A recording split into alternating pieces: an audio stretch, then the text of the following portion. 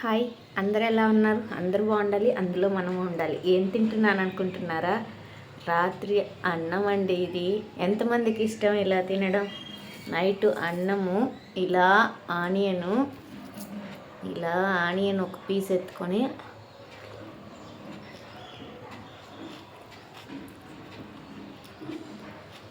అదిరిపోయింది అసలు. అవును, మీకు ఒకటి చెప్పడం మర్చిపోయా. నా చేతులు ఎందుకు ఇంత అందంగా ఉంటాయి అనుకుంటున్నారా?